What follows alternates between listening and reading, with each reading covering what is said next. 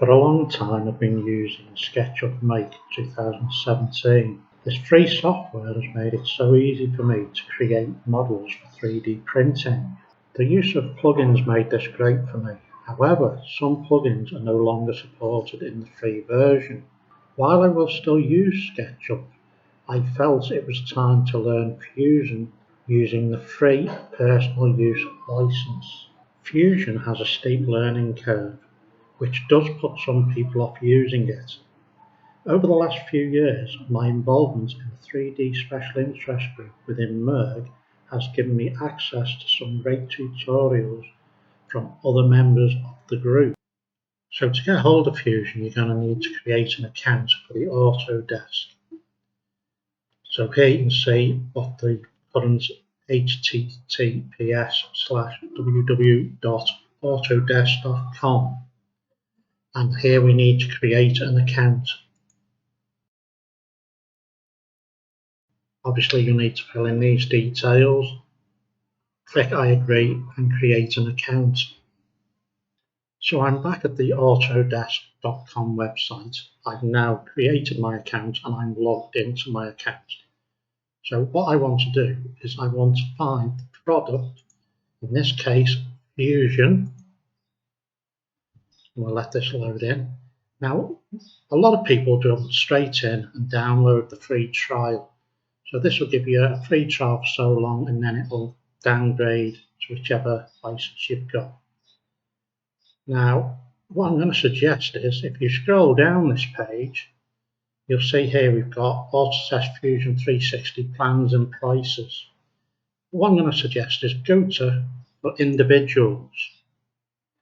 Now here you can see again it looks like you've got $680 a year, $85 a month.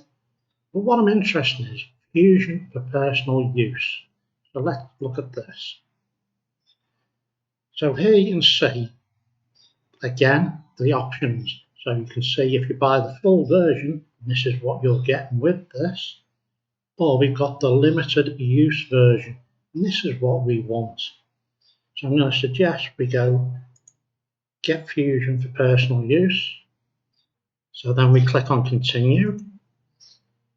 It's now doing some verifications, so it's found my first name and it's asking for a little bit more information. And click on continue. It's asking me for my country. So normally I'm in the UK and it'll ask for a postcode.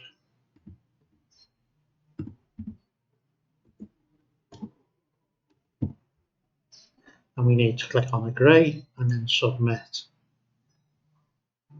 Now this might take a little while. So download and install Autodesk Fusion for personal use. I'm going to click on download now. We've come to this other screen here. So it looks like it hasn't automatically started. Click on this. And here you can see the file has come down and it's 13.8 megabytes. So I'll have a look in the folder view.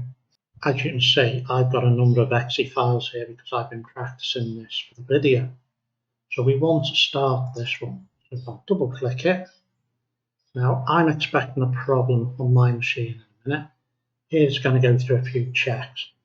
Now here you can see it's throwing up a problem. And what it's telling me for my system, the system is out of disk space.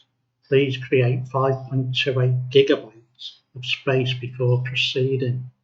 Now, what you need to be aware of, Fusion 360, as it was known, has to be installed to your C drive.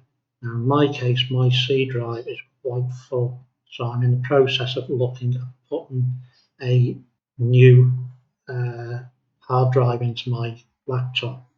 But I thought it was worthwhile showing this, just so you need to be aware that you do need quite a bit of disk space when you're going to put it in. When you do install it, it's not going to take up 5.28 gigabytes, but I think maybe that might be the case if you were putting full package in.